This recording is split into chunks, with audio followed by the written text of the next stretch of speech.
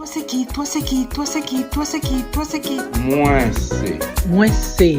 Toi c'est qui? Toi c'est qui? Toi c'est qui? Toi c'est qui? Toi c'est qui? Moi c'est un artisan. Moi c'est un artiste.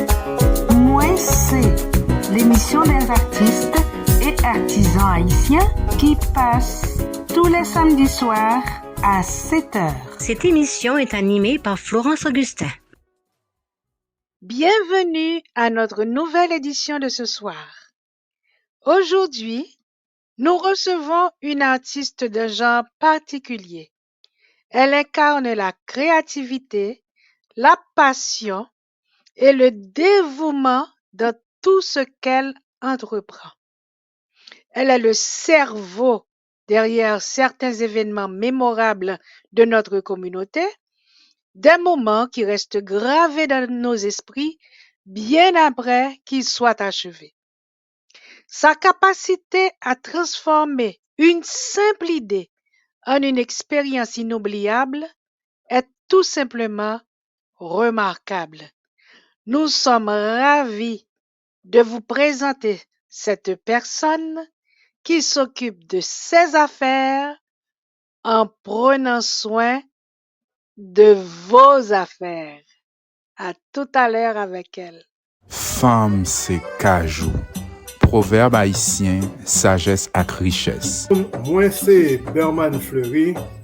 Donc, ça fait un plaisir pour me présenter nous parmi plusieurs centaines de proverbes créoles haïtiens. On sélection de bons proverbes pour aider la vie meilleure pour tout le monde.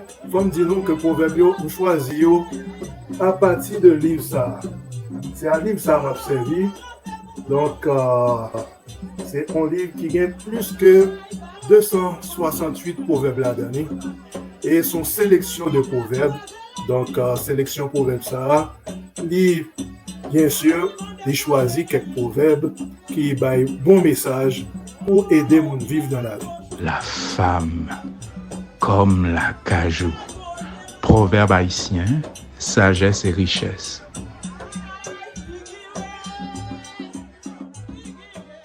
Bonsoir notre invité. Alors, qui mounouye?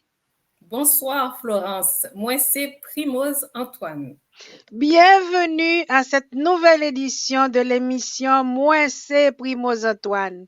Si tu le veux bien, nous allons écouter le proverbe de notre ami Berman Fleury. Oui.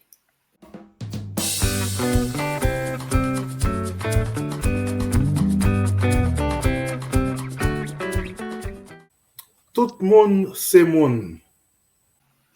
Primoz, tu as entendu le proverbe de Berman Fleury? Tout monde, c'est moun. Tout monde, c'est moun. Nous reviendrons au proverbe à la fin de l'émission. Primoz Antoine, dis-nous pourquoi tu es là aujourd'hui.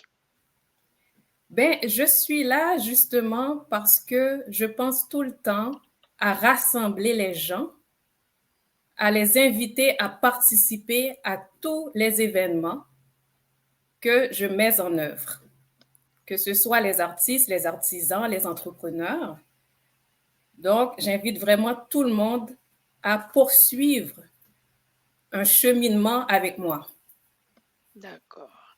Et pour inviter tout ce beau monde à te rejoindre, tu as eu une formation. Parle-nous de cette formation, s'il te plaît. Absolument.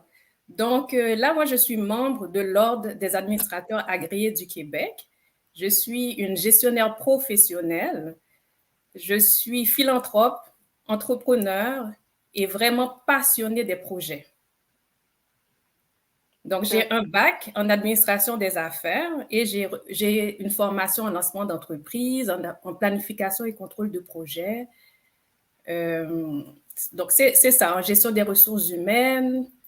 Donc, tout ce qui est le côté gestion, management, je l'ai à mon actif. Ce qui fait que tu es planificatrice ou bien organisatrice. Je ne sais pas quel titre tu te donnes. Organisatrice ou bien planificatrice d'événements? En fait, c'est les deux. Je suis organisatrice déjà dans l'âme. Et les gens, des fois, me sollicitent aussi pour planifier un événement avec leur idée, leur vision. Voilà. OK. Quand nous parlons d'événements, nous parlons d'événements chez les gens ou bien c'est public? Événement public, vraiment communautaire. C'est un mouvement rassembleur. OK. Comme par exemple des foires. Voilà, ce qu'on a réalisé, c'est des foires artisanales, des lancements de livres, des célébrations, que ce soit la fête du drapeau haïtien, plein de festivités autour de différents thèmes, en fait. Et on s'associe aussi avec d'autres organisations pour que ça prenne plus d'ampleur.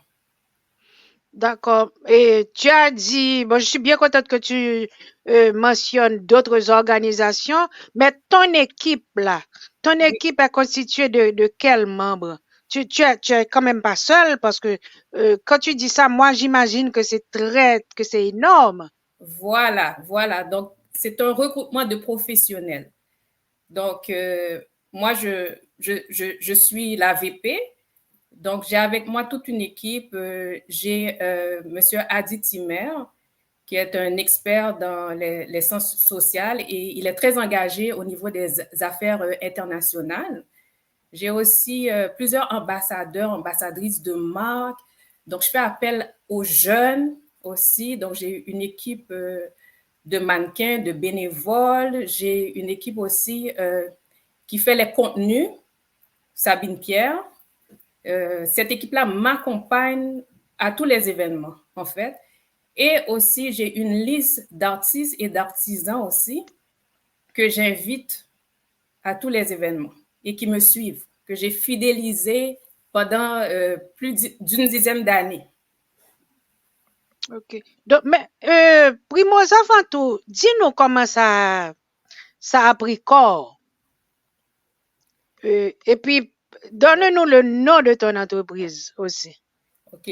Mon entreprise s'appelle Primaffaire Management. Donc, on crée des événements à portée culturelle.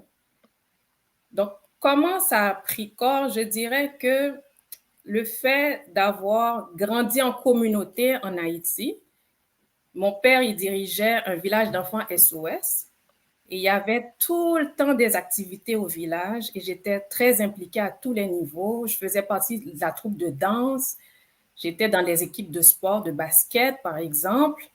Je prenais des cours aussi d'initiation à la poterie, macramé. Et donc, j'ai grandi dans une vie communautaire et tout ça, ça fait partie de moi. Donc, ça a commencé comme ça. Et quand je suis arrivée au Québec, là, j'ai trouvé qu'il y avait quelque chose qui me manquait vraiment. J'étais très nostalgique. Je rêvais de tout ça et ça me manquait, que ce soit le son du tambour les samedis matins à toutes les répétitions de danse. Il y avait aussi des foires artisanales au village. Il y avait tout le temps une célébration. Donc là, je me suis dit, bon, il faut que je fasse quelque chose. Mais à ce moment-là, tu participais à l'organisation de ces événements ou bien tu étais là seulement comme artiste? Au début, j'étais une artiste. Après, j'ai vraiment commencé à m'impliquer dans l'organisation. On faisait d'autres petits événements sur le côté pour mettre de l'ambiance au village. Et même, j'ai fait mes études au Collège Saint-Louis de Bourdon, le secondaire. Donc, avec des camarades de classe, on se mettait ensemble et on créait des chorégraphies, on créait des événements, on proposait des prestations artistiques. Donc, j'ai toujours été impliquée à ce niveau-là. Donc, ce qui fait que Primaffaire n'a pas commencé seulement au Québec. Primaffaire a quand même commencé en Haïti. Exactement, exactement. Mais il fallait voir où est-ce qu'on allait avec tout ça, tout ce bagage-là, toute cette passion-là, toute cette vie. Oui. Il fallait lui donner une direction. Ce qui fait que tu arrives au Québec. Voilà. Et tu commences tes études en management tout de suite, en lancement d'entreprise tout de suite? Même pas. J'avais commencé en administration des affaires et l'option finance. Donc, je voulais bâtir quand même une carrière parce que les chiffres me passionnent aussi. Donc, c'est après, il y a certains amis, parce qu'on sortait, on était jeunes, on voulait sortir, on voulait de l'ambiance. Donc, il y a certains amis comme Jacques Trouillot, par exemple, et qui créaient déjà des événements. Et j'avais un autre ami martiniquais, Emmanuel Jean-Baptiste, qui faisait des soirées de zouk. Donc là, il y avait la partie culturelle haïtienne, il y avait le zouk qu'on aimait bien. Et puis, là, de là, j'amenais tout le temps un réseau d'amis avec moi. Des gens qui aimaient ça, sortir. Et puis, ce qu'ils m'ont dit, alors, Emmanuel et Jacques, ils m'ont dit, Primoz, toi, tu as la capacité de rassembler le monde parce que j'arrivais à remplir, en fait, la salle. Donc, ils m'ont dit, on va former une équipe et puis on va faire un grand concert live. On va réaliser quelque chose de gros ensemble. Donc, c'est ça. C'est de là que cette passion-là, c'est ça, s'est développée. Jacques Trouillot a fait mon premier logo à l'époque. Ça, on parle de 2011. Donc, comme artiste invité, on avait la légende du zouk, Éric Virgal. Donc, oui, avec un groupe de Ben ici, live. Et puis, on a mis tout ça, on a concocté tout un concert. On avait 300 personnes à l'événement. Eh bien, voilà, plusieurs réseaux. Oui, tu me fais penser, tu me fais croire que là, quand tu travailles, non seulement tu as une équipe bien déterminée avec toi, mais tu as aussi une base de données d'invités. Voilà. Des gens que tu peux inviter pour venir voir l'artiste invité. Exactement. Si je comprends bien. Et maintenant, du côté des artistes invités, tu as toute une base de données assez importante aussi parce que, mettons pour une fois, tu as des écrivains, tu as des gens qui font des bijoux, tu as des artistes peintres. Donc, ta base de données est vraiment énorme. Voilà. Okay. Donc, maintenant, imagine qu'un internaute qui nous écoute là maintenant, un artiste, se dit, cette dame-là, j'aimerais bien aller la rencontrer pour qu'elle prépare un événement pour moi. Sur quoi te bases-tu pour décider de l'endroit, pour décider du nombre d'invités? Et puis, tout à l'heure, tu as parlé de Martiniquais. Si l'internaute qui nous écoute est arabe ou bien africain, est-ce que tu desserres tout le monde, toutes les ethnies? Oui, absolument. Donc, comme on est au Québec et puis c'est une ville assez diversifiée, donc nos événements sont ouverts vraiment à tout le monde. Donc, pour l'artiste qui me contacte, je vais aller avec un thème. On commence par voir les besoins. Qu'est-ce qu'on veut créer ensemble? Quel est le thème? Et nous ajoutons peut-être une autre touche artistique à l'événement. Donc, nous allons vraiment chercher toute la dimension humaine. Et après ça, on propose aussi d'autres alliances stratégiques. Donc, c'est ce qu'on fait. On ne crée pas un événement comme ça à petite envergure. On va voir un peu plus loin avec tout ça. OK. Donc, au fait... Oui, vas-y. Non, j'allais dire, habituellement, les artistes veulent beaucoup de visibilité. Donc, c'est sûr qu'on doit aller chercher le maximum de personnes et c'est ce qu'on garantit avec nos réseaux. Donc, c'est comme se développer, mais de façon durable, en fait. Donc là, tu peux... j'allais te poser la question, mais je pense qu'elle est tout à fait inutile. J'allais te dire pourquoi un artiste ou bien un artisan peut te faire confiance pour l'organisation d'un événement. Pourquoi toi? Pourquoi ne pas aller trouver quelqu'un d'autre?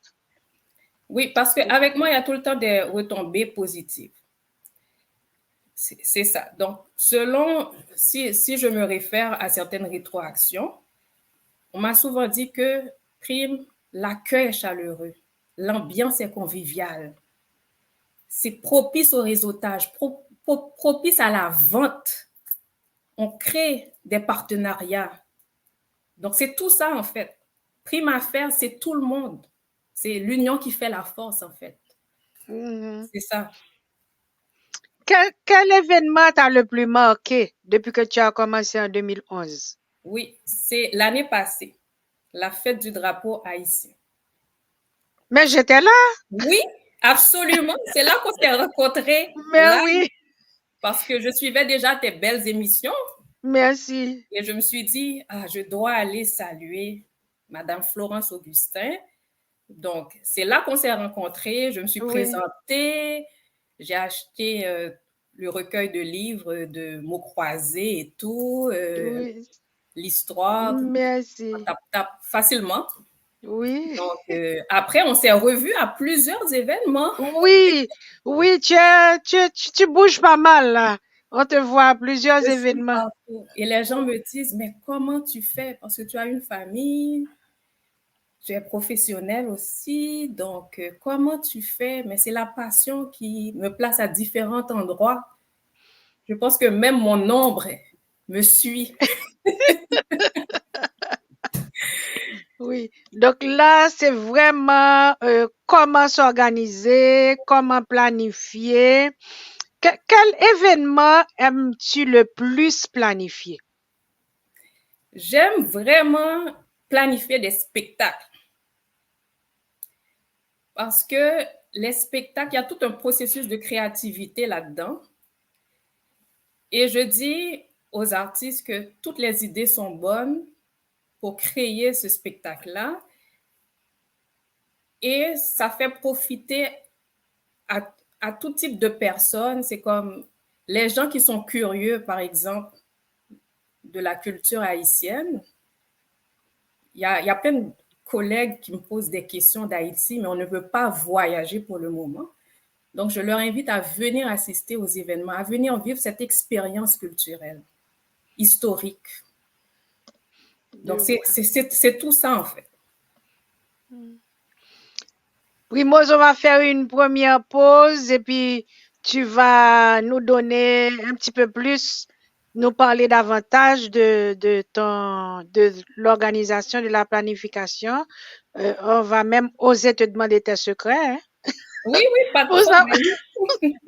À tout à l'heure avec la première pause.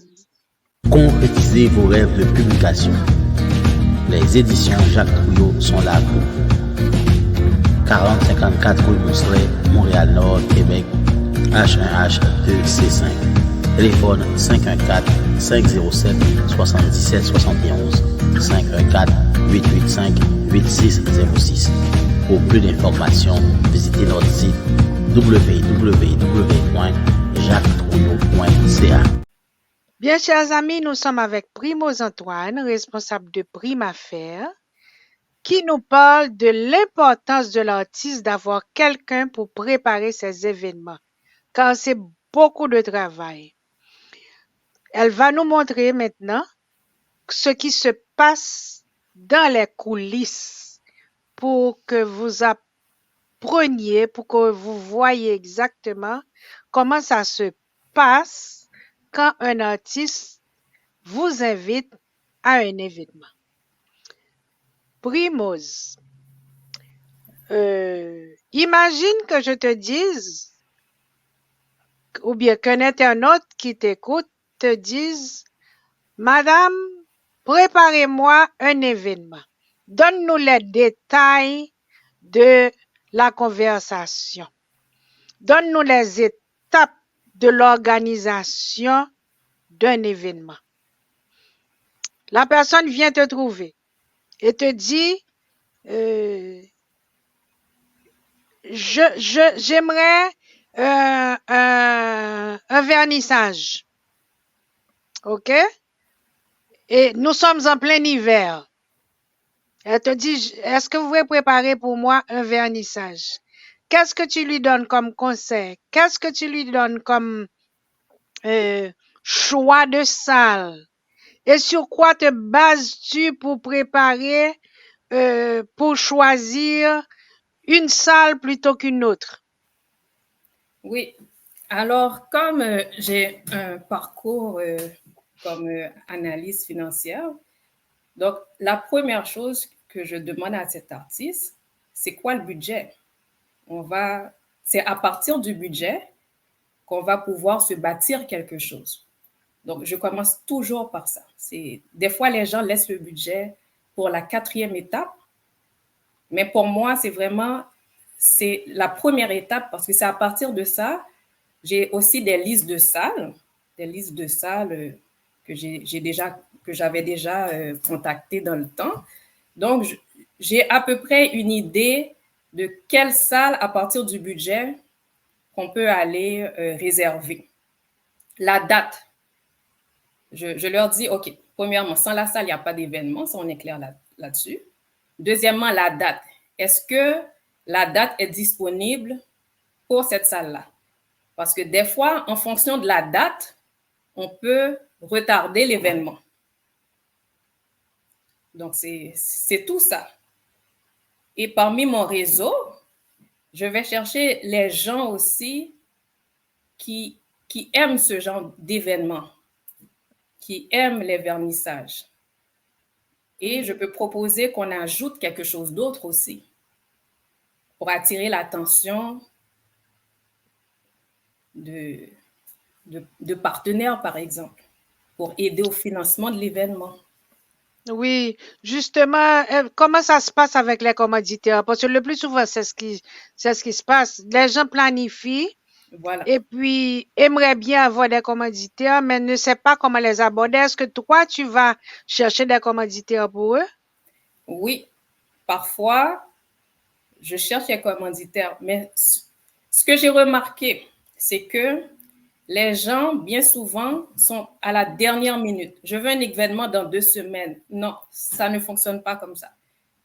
Je préfère être vraiment 1 an à l'avance ou 6 mois minimum, parce que même pour aller chercher des commanditaires, ça prend du temps. Les commanditaires analysent les dossiers. Une fois, je me suis retrouvée devant un conseil avant qu'on accepte mon projet. C'est toute une sélection. Et parfois, quand l'artiste est à sa première édition, ça complique tout. Parce que ces gens-là vont aller voir, OK, qu'est-ce que cet artiste-là a déjà fait? C'est quoi le contenu de ses réseaux sociaux? Donc, qu'est-ce que tu proposes à un artiste là maintenant? Oui, moi, je propose justement, quand l'artiste est en phase de lancement, OK, donc de m'accompagner dans un projet qui sera vraiment communautaire, ouvert à tout le public. Donc, de là, nous, avec la plateforme Prime Affaires, on travaille sur la visibilité, sur la promotion de cet artiste-là qui va participer à cet événement-là. Donc, ça lui fait quand même, ça bâtit un historique. Puis, avec tous les contenus qu'il y aura avant, pendant et après l'événement, donc à ce moment-là, là, c'est se faire connaître et tout. Et puis, une fois que c'est bâti, donc là, on peut proposer un événement selon vraiment l'artiste, ce qu'il demande, selon la demande de l'artiste, en fait. Si je comprends bien, tu proposerais à tous les artistes de commencer à participer à des événements que tu organises toi-même, Voilà. et où il y a beaucoup d'autres artistes. Oui. Donc, au fur et à mesure, cet artiste-là se crée une historique de participation d'événements. OK. Maintenant, qu'est-ce que l'artiste doit avoir? Est-ce que l'artiste doit te donner un portfolio afin que si par exemple elle veut, il ou elle veut un one-man show. Bon, je dis one-woman show aussi pour ne pas. Exactement. Donc, si la personne veut exposer en solo, qu'est-ce que tu lui proposes d'avoir? Quel document cette personne doit avoir en main pour te convaincre? Mais moi, par exemple, des fois, je m'assois avec cet artiste-là et puis on fait une charte de projet pour savoir où on peut aller avec tout ça. D'accord. C'est ce qu'on fait. Parce que habituellement, la documentation, ce que j'ai remarqué, il y a certains artistes qui n'aiment pas ça. Ils me disent, mais Prime, moi, je te contacte justement pour m'aider à écrire le projet avec cette charte de projet-là. Je suis un artiste, je peux produire sur scène, mais j'ai besoin d'être encadré. Donc, tout cet encadrement-là, on le donne. Ok, je comprends. Donc, tu aides à faire les portfolios aussi? Portfolio, au début, j'aide, mais après ça, la personne, quand elle est capable vraiment, des fois, la personne va chercher une équipe de production. Il y a d'autres équipes qui ont plus d'expertise là-dessus. Mm-hmm. Donc, moi, j'accompagne vraiment, comme je dirais, dans une phase de lancement. Et puis ensuite, la personne, elle peut aller chercher certaines choses par elle-même. Je vois.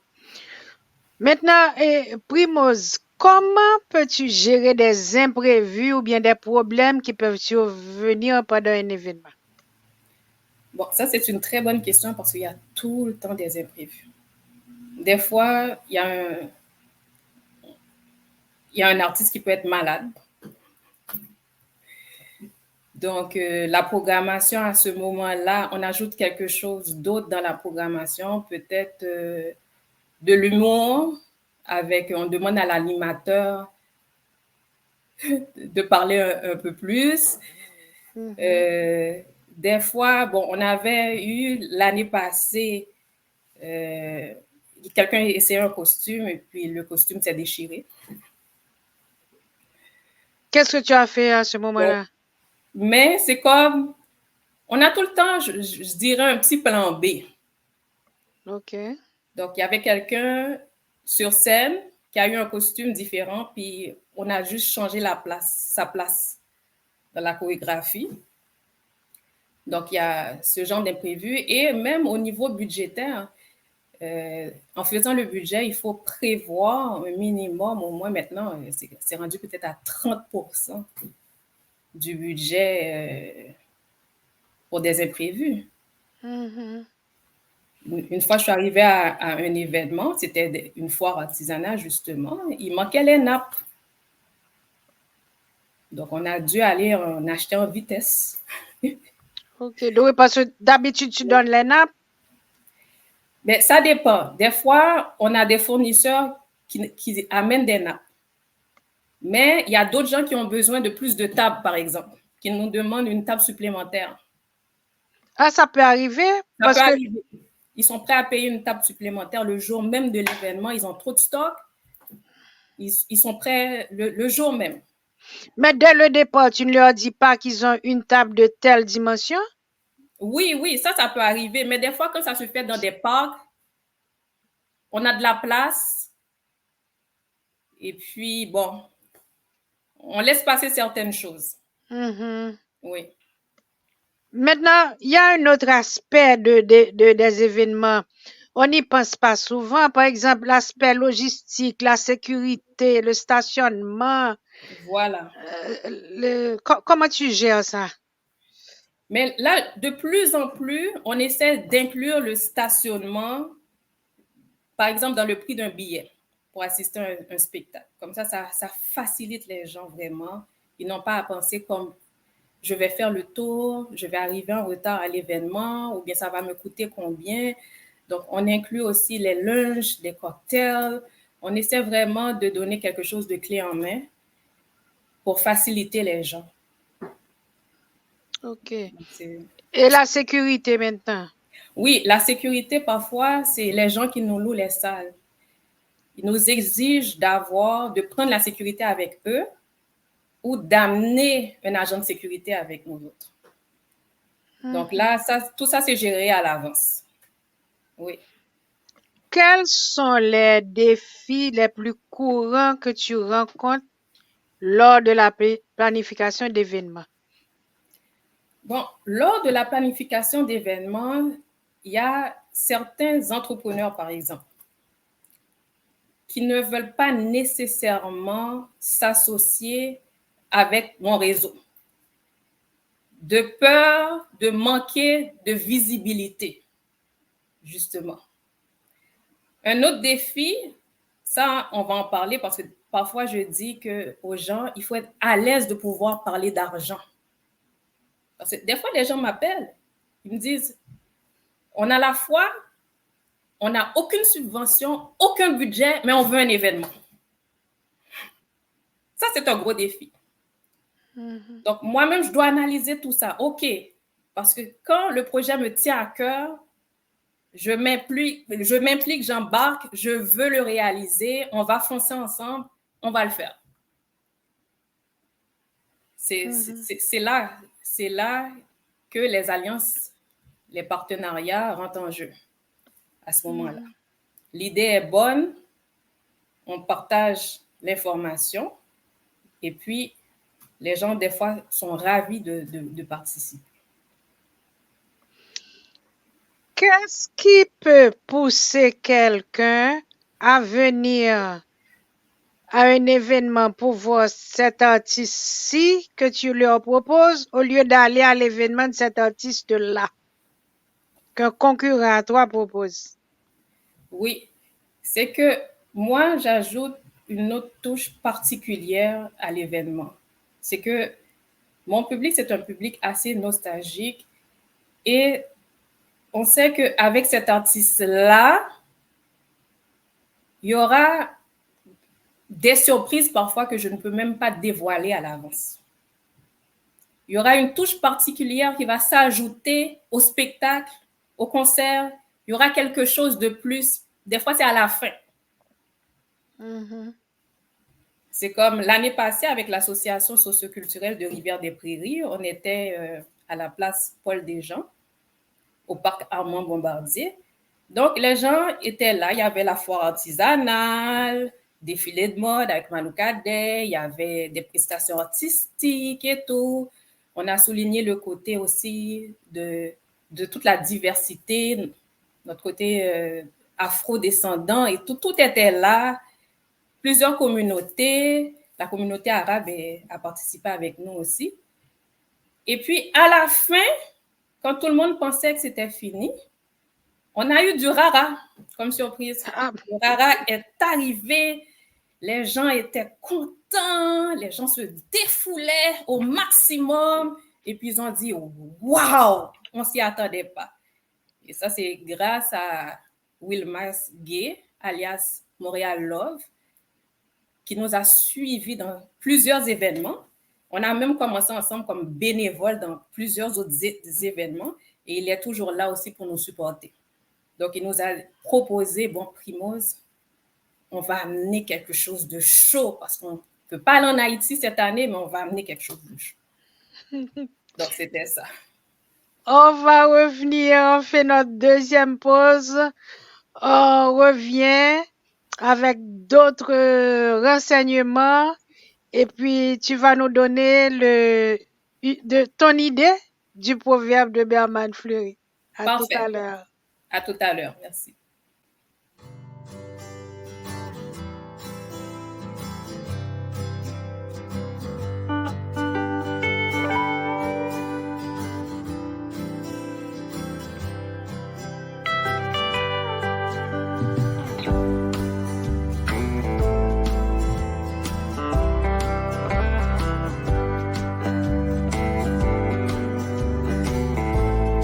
Nous sommes des gens passionnés des beautés que la nature nous offre, des parfums, des couleurs et de la splendeur des éléments avec lesquels nous travaillons au quotidien. Pour vos commandes en ligne, atelierfloral@videotron.ca ou encore www.suzannesavard.com. Par téléphone 450 505 6650 avec votre fleuriste Michel Castera.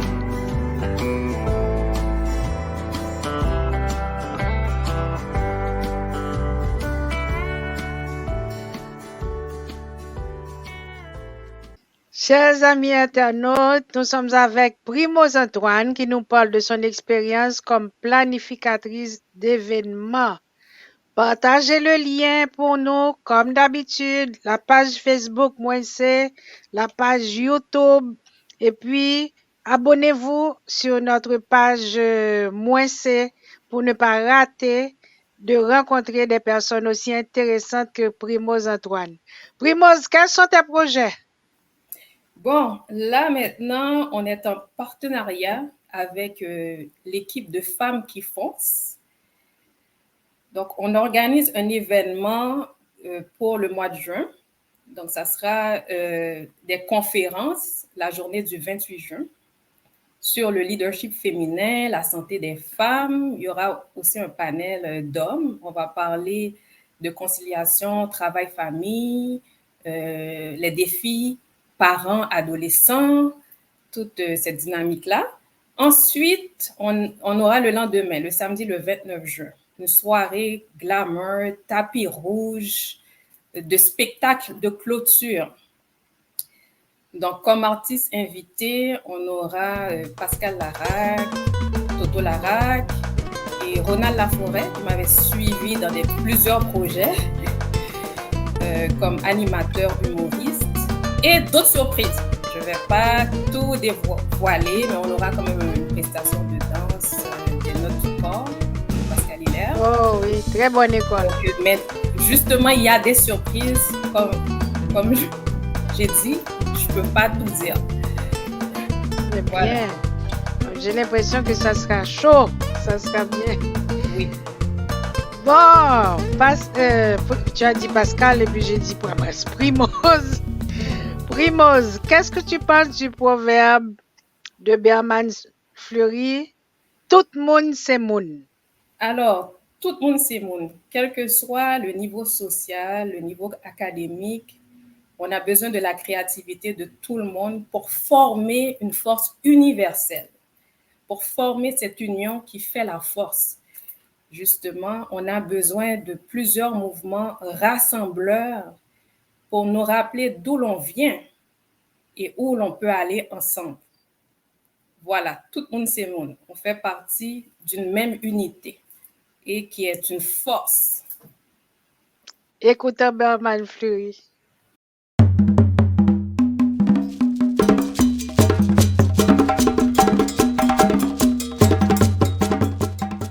Tout le monde c'est monde. Toute personne est une personne humaine. Donc, c'est un proverbe qui dit, quelle que soit la situation au monde, même s'il c'est malheureux, même s'il est riche, il y a une valeur chrétien vivant pour tout le monde. Donc, même si on est riche, pauvre, on est un être humain avec toute sa dignité. Tout le monde, c'est moi.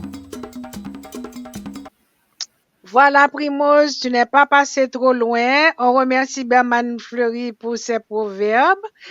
Où est-ce qu'on peut te trouver si on a besoin de toi, Primoz? Bon, pour le moment, je suis très active sur les médias sociaux, Facebook, Instagram, LinkedIn, et on travaille sur une page, sur le lancement d'une page Internet, d'un site Internet. C'est bien. Alors, on te souhaite du succès pour le 28 et 29. Tu ne nous as pas dit où, c'est où cet événement? Oui, c'est au Cégep Marie-Victorin. OK. Et puis, on s'attend à avoir aussi une foire artisanale t'invite. Merci. On invite tous les internautes à participer, à venir vivre l'expérience culturelle avec nous. Donc, bienvenue à tous, à toutes les communautés. On vous attend en grand nombre. Merci Primoz, merci pour ce moment que nous avons passé ensemble. On te souhaite du succès pour le 28 et 29 juin. Merci beaucoup, Thomas. Merci. Chers amis internautes, c'était avec nous Primoz Antoine qui nous parlait du service qu'elle offre comme planificatrice d'événements. Vous êtes jeune artiste, n'hésitez pas à l'appeler afin qu'elle vous encadre si vous voulez avoir un événement. Et vous autres qui n'êtes pas artistes, surveillez ces annonces. Nous vous remercions de votre fidélité. Nous nous voyons samedi pour une nouvelle édition de l'émission Moins C.